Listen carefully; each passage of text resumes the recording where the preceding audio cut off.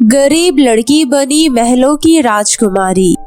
बहुत समय पहले की बात है, जब एक मान्यता नाम की लड़की अपनी माँ कमला और पिता रामू के साथ एक चौल में रहती थी।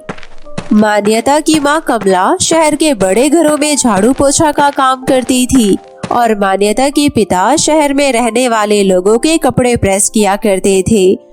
दोनों मिलकर इतना पैसा कमा लेते थे कि वो अपनी बेटी को एक अच्छे स्कूल में पढ़ा लिखा सके। मान्यता बड़ी हो गई थी और कॉलेज में पढ़ने लगी थी। एक दिन मान्यता कॉलेज से घर आ रही थी कि तभी उसका एक बड़ी सी गाड़ी से एक्सीडेंट हो जाता है। उसके सर में चोट आ जाती है। गाड़ी से निकलकर एक औरत मान्यता को अस्पताल ले जाती है और उसकी मरहम पट्टी करती है। मान्यता को होश नहीं था और उसकी याददाश्त भी चली गई थी। मान्यता होश में आते ही कहती है, बेटी तुम ठीक तो हो? तुम्हें कहीं दर्द तो नहीं हो रहा है? आप कौन है और मैं यहाँ क्या कर रही हूँ? मुझे कुछ भी याद नहीं आ रहा। मेरा सर बहुत जोर से घूम रहा है। आप लोग कुछ बोल क्यों नहीं रही हो? आप लोग कौन है और मैं कौन हूँ? मान्यता ये सब कुछ सोचने लगती है, जिससे उसके दिमाग पर बहुत ज्यादा जोर पड़ता है और उसे चक्कर आ जाता है और वो दोबारा से बेहोश हो जाती है। देखिए मैडम, मैंने आपसे पहले ही कहा है कि उसमें अब कुछ भी सोचने और समझने की शक्ति नहीं बची है। आप उसे कुछ समय के लिए कोई पहचान दे दे ताकि वो अपने दिमाग पर ज्यादा जोर न डाले। बाकी सभी चीज ठीक है, आप इन्हें अपने घर ले जा सकती हो जब तक इन्हें इनके घर वाले नहीं लेने आते हैं। डॉक्टर की सारी बात सुनने के बाद वो औरत मान्यता को अपने घर ले जाती है। वो औरत बहुत अमीर थी। वो एक बंगले में रहती थी जहाँ पर काम करने के लिए बहुत सारे नौकर चाकर थे। उस औरत की कोई औलाद नहीं थी। मान्यता को घर ले जाकर वो उसके सारे कपड़े बदल देती है और उसके लिए जूस और खाना लगवा देती है। वो औरत मान्यता को अपनी बेटी मानकर उसकी सेवा करने लगती है। ये लो नाश्ता तैयार है, नाश्ता कर लो। ये मैं कहाँ आ गई हूँ? ये सब कुछ मुझे नया नया कैसे लग रहा है? मुझे कुछ याद क्यों नहीं आ रहा? बेटी मैं बताती हूँ क्या हुआ था। जब तुम कॉलेज से घर वापस आ रही थी तब तुम्हारा सर दीवार पर लग गया था, जिसका तुम्हारे ऊपर गहरा असर पड़ा है। इस वजह से तुम्हें कुछ याद नहीं आ रहा है, पर तुम्हें सब कुछ जल्द ही याद आ जाएगा। मैं तुम्हारी माँ हूँ और तुम इसी घर में रहती हो। अच्छा ऐसी बात है क्या? पता नहीं मुझे क्या हो गया है। खैर इस समय मुझे भूख नहीं लग रही है। क्या मैं बाहर बगीचे में कुछ समय के लिए घूमने जा सकती हूँ? इतना कहकर मान्यता अब उठ जाती है और बाहर जाने का रास्ता ढूंढने लगती है। उसे उस घर में कुछ भी याद नहीं था। पूरा घर इतना बड़ा था कि उसे समझ ही नहीं आता कि कहां से बाहर जाना है। आखिर में चलते चलते वो घर के बाहर बगीचे में पहुंच जाती है। बगीचा बहुत बड़ा था जहां पर झूला भी लगा हुआ था। मान्यता उस झूले में बैठकर इधर उधर देखने लगती है। उसे बहुत अच्छा लगता है। बाहर की ठंडी हवाएं और सूरज की किरणें मान्यता को अच्छा महसूस करा रही थी और वो अपने आप को फ्रेश महसूस कर रही थी। रात हो जाती है और मान्यता खाना खाकर अपने कमरे में सोने के लिए चली जाती है। मान्यता के साथ सब कुछ अच्छा हो रहा था। उसका ख्याल रखने के लिए उसकी माँ चारों तरफ नौकर और एक बड़ा सा घर था। पहनने के लिए अच्छे कपड़े और खाने के लिए मन पसंदीदा खाना, ये सब मान्यता को सब कुछ नॉर्मल सा लगने लगा था। दूसरी तरफ मान्यता की माँ कमला, जो बेटी की कॉलेज से घर वापस ना आने के कारण बहुत ज्यादा परेशान हो गई थी और उसने पुलिस स्टेशन में रिपोर्ट भी लिखवा दी थी। पुलिस वाले मान्यता को ढूंढने के लिए जगह जगह पर उसकी पोस्टर लगवा देते हैं, पर मान्यता उन्हें नहीं मिलती। मान्यता अपने घर से बाहर नहीं निकलती थी। एक दिन उस बड़े घर की मालकिन बाहर से कुछ सामान खरीदकर वापस आ रही होती है, तो वो मान्यता की शक्ल के पोस्टर लगे हुए देख लेती है। वो पोस्टर देखकर उस औरत के अंदर मान्यता को खोने का ख्याल पैदा हो जाता है। घर पहुंचने के बाद मान्यता को कमरे में ना पाकर वो बहुत ज्यादा परेशान हो जाती है। उस बड़े महल की मालकिन का नाम सुनंदा था। सुनंदा अब बहुत ज्यादा परेशान हो गई थी। पूरे घर में ढूंढने के बाद मान्यता उसे बगीचे में नजर आती है। अरे बेटी तुम यहाँ पर हो? मैं तुम्हें पूरे घर में ढूंढ कर आ गई हूँ। मुझे समझ नहीं आता तुम बार बार बगीचे में आकर क्यों बैठ जाती हो? माँ पता नहीं क्यों मुझे यहाँ बगीचे में आकर बहुत सुकून मिलता है। यहाँ की ठंडी ठंडी हवाएं और ये पक्षी मुझे बहुत सुकून देते हैं। मुझे ऐसा लगता है कि मेरा ये जीवन है ही नहीं। मैं कहीं और आ गई हूँ। मुझे समझ नहीं आ रहा मैं ऐसा क्यों महसूस कर रही हूँ। अरे तुम कैसी बातें कर रही हो? मुझे लगता है तुम्हारी दवाई खत्म हो गई है। तुम्हें डॉक्टर के पास चेकअप के लिए ले जाना होगा। चलो अभी अंदर चलो। सुनंदा मान्यता को अंदर लेकर जा ही रही होती है कि तभी वहाँ पर मान्यता के पिता रामू आ जाते हैं। रामू प्रेस का काम करता था और वो सुनंदा के घर के सारे कपड़े प्रेस करता था। सुनंदा को नहीं पता था कि रामू मान्यता का पिता है। सुनंदा रामू को कपड़े अंदर लाकर रखने के लिए कहती है। जब रामू मान्यता को घर में देखता है तो वो हैरान हो जाता है। वो अपनी बेटी को काफी समय से ढूंढ रहा था। अपनी बेटी को देखकर उसकी आंखों में आंसू आ जाते हैं। अरे रामू, वहाँ तुम क्या देख रहे हो? बताओ तुम्हारे कितने पैसे हो गए? मेरे और मेरी बेटी के सारे कपड़े प्रेस हो गए ना ठीक से? क्या कहा आपने? आपकी बेटी के कपड़े? लेकिन आपकी तो कोई बेटी नहीं है। अरे रामू, ये तुम क्या कह रहे हो? ये मेरी बेटी है, समझ गए तुम? जल्दी बताओ कितने पैसे हुए? ये लो अपने पैसे और तुम अब यहाँ से जा सकते हो। जब रामू उस बड़े घर में अपनी बेटी मान्यता को देखता है तो उसे बहुत अच्छा लगता है कि उसकी बेटी एक बड़े घर में रहने लगी है। रामू अपनी बेटी को पाकर बहुत खुश था, पर वो अब ये सारी बात अपनी पत्नी को नहीं बताना चाहता था, क्योंकि अगर ये बात उसकी पत्नी को पता लग जाती तो वो अपनी बेटी से मिले बिना नहीं रह पाती। रामू चुपचाप वहाँ से अपने घर आ जाता है। रामू के चेहरे पर खुशी तो थी, पर वो अपनी पत्नी के साथ साझा नहीं कर पा रहा था। घर में पत्नी थोड़ी उदास थी और खाना लेकर रामू के पास आ जाती है। रामू उससे कहता है, अरे भाग्यवान, तुम परेशान क्यों हो रही हो? शायद हमारी बेटी बहुत खुश होकर अपना जीवन व्यतीत कर रही हो। तुम चिंता क्यों करती हो? क्या पता वो ठीक हो। मैंने अपनी बेटी को कितने नाजों से पाला था, उसके लिए कितनी मेहनत करी थी, और आज पता नहीं वो कहाँ होगी। मुझे उसकी बहुत याद आती है। मुझे तो खाने का एक निवाला भी अंदर नहीं लिया जाता है। दोनों पति पत्नी एक दूसरे का दुख साझा करके सो जाते हैं। अगले दिन कमला घर से निकल जाती है और रामू प्रेस करने लग जाता है। दूसरी तरफ मान्यता अपने घर में अच्छे से अपना जीवन बिता रही होती है। उसे किसी भी चीज की कोई कमी नहीं होती है। जब भी रामू को अपनी बेटी को देखने का मन करता था, वो मालकिन के घर जाता था और अपनी बेटी को देख लेता था। अपनी बेटी को इतना खुश देखकर रामू को बहुत अच्छा लगता था। इसी तरह समय बीत रहा था। एक दिन कमला को अपनी बेटी की बहुत ज्यादा याद आती है और वो अपनी बेटी के बारे में सोचते सोचते बीमार हो जाती है। कमला बार बार अपनी बेटी का नाम लिए जा रही थी। मान्यता, मान्यता। रामू को लग रहा था अब उसकी पत्नी ज्यादा समय की मेहमान नहीं है और उसे अब उसकी बेटी से एक बार मिला देना चाहिए।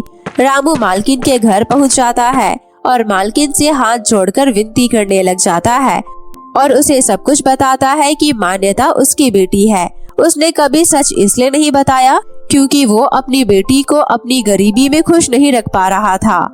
उस घर की मालकिन सारी सच्चाई समझ जाती है और जाकर मान्यता को लेकर गरीब के घर पहुंच जाती है। मान्यता की माँ जब अपनी बेटी को देखती है तो उसे बहुत आराम मिलता है और वो अपनी बेटी को गले से लगा लेती है। मालकिन मान्यता की माँ को सब कुछ सच सच बता देती है। मान्यता की धीरे धीरे याददाश्त वापस आने लग जाती है और उसके बाद मान्यता का पूरा परिवार उस औरत को धन्यवाद देता है। मुझे माफ करना, मैं बहुत ज्यादा लालच में आ गई थी जो मैंने कभी किसी को सच नहीं बताया। मुझे माफ कर देना जो मैंने आपको आपकी बेटी से दूर रखा। नहीं नहीं, इसमें आपकी कोई गलती नहीं है। मेरे पति ने तो अपनी बेटी को बहुत पहले ही देख लिया था, बस मुझे नहीं बताया। मैं तो बस ये चाहता था कि मेरी बेटी की परवरिश एक अच्छे घर में हो, उसे किसी चीज की कमी ना हो, इसलिए मैंने तुम दोनों से ये बात छुपा कर रखी थी। मैं भी तुम लोगों से माफी मांगना चाहता हूँ, मुझे माफ कर देना। अब आप लोग एक दूसरे से माफी मांगना बंद करो, इसमें किसी की भी कोई गलती नहीं है। सुनंदा आंटी ने मुझे बहुत प्यार से अपनी बेटी की तरह पाला है। मुझे कभी किसी चीज की कमी नहीं होने दी, हमेशा मेरे पास रही और मेरी हर चीज का ध्यान रखा। उन्होंने एक अच्छी माँ होने का फर्ज निभाया है, इसलिए वो भी मेरी माँ है। मान्यता की बात सुनकर सुनंदा को बहुत अच्छा लगता है। उसके बाद सुनंदा और कमला दोनों ही मान्यता की माँ बन जाते हैं। सुनंदा कमला और रामू को अपने घर में ही रख लेती है और सारे एक परिवार की तरह मिलकर हंसी खुशी से रहने लगते हैं। मुंबई शहर के एक छोटे से जिले में भारती और दीप्ति नाम की दो बहनें एक घर में एक साथ रहती थी। उनकी माँ रेखा और पिता मुन्ना एक फैक्ट्री में मजदूरी किया करते थे। दोनों बहनें 18 और 20 वर्ष की थी और अपने घर का काम संभाल लिया करती थी। दोनों बहनों में आपस में बहुत प्रेम था। दीप्ति भारती से 2 वर्ष छोटी थी, परंतु फिर भी वो भारती से बहुत समझदार थी। दीप्ति का कद लंबा, रंग गोरा और लंबे सुनहरे बाल थे, जबकि भारती एक छोटे कद की और सांवली लड़की थी। भारती की उम्र होने की वजह से उसकी माँ उसकी शादी के लिए बहुत परेशान रहती थी, परंतु वो अपनी ये परेशानी किसी से नहीं बांट सकती थी, क्योंकि भारती का कद छोटा था, जिसकी वजह से उसके लिए कई रिश्ते आए। परंतु भारती का कद छोटा होने और सांवला रंग की वजह से मना कर गए। एक दिन सुबह सुबह रेखा और मुन्ना आपस में बातें कर रहे होते हैं। सुनिए जी, आपको नहीं लगता कि हमें पहले अपनी छोटी बेटी की शादी कर देनी चाहिए, क्योंकि बड़ी बेटी के लिए कितने रिश्ते आए, परंतु किसी ने भी हमारी बेटी को स्वीकार नहीं किया। तो क्यों ना हम पहले अपनी छोटी बेटी का विवाह कर दे। अरे भाग्यवान, तुम यह कैसी बात कर रही हो? जब तक हम अपनी बड़ी बेटी भारती का विवाह नहीं करा देते, तब तक हम दीप्ति की शादी का कैसे सोच सकते हैं? अजी, मैं तो इसलिए कह रही थी क्योंकि हमारी छोटी बेटी दीप्ति की उम्र भी दिन पर दिन बढ़ती जा रही है और हमारी बेटी दीप्ति कद की लंबी, रंग की गोरी है, तो हमें कोई मुश्किल नहीं होगी उसके लिए एक सर्वगुण लड़का ढूंढने में। ये सभी बातें किचन में खड़ी भारती सुन लेती है, परंतु वो फिर भी दुखी नहीं होती और अपनी बहन दीप्ति के लिए बहुत खुश होती है।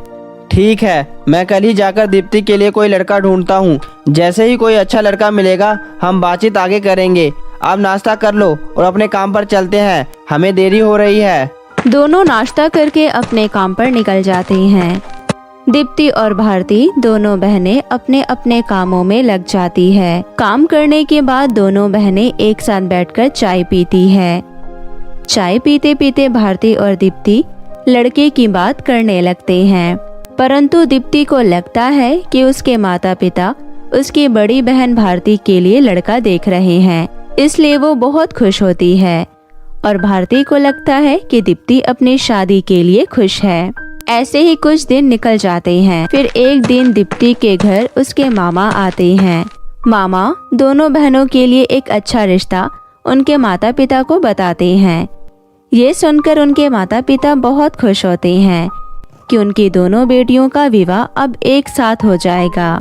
बहन, मैं जो रिश्ता तुम्हारे लिए लेकर आया हूँ, वह दोनों लड़का हीरा है। हीरा, अगर तुम उन दोनों को एक बार देख लोगी तो उन्हें मना नहीं कर पाओगी। वह दोनों लड़के अपने माता पिता के बिजनेस संभाल रहे हैं, परंतु मैं पहले ही बता दूं कि वह बहुत ही अमीर घर के लड़के हैं, इसलिए तुम्हारी दोनों बेटियां उनके सामने राजकुमारी लगनी चाहिए। भैया, तुम्हें तो पता ही है भारती के बारे में।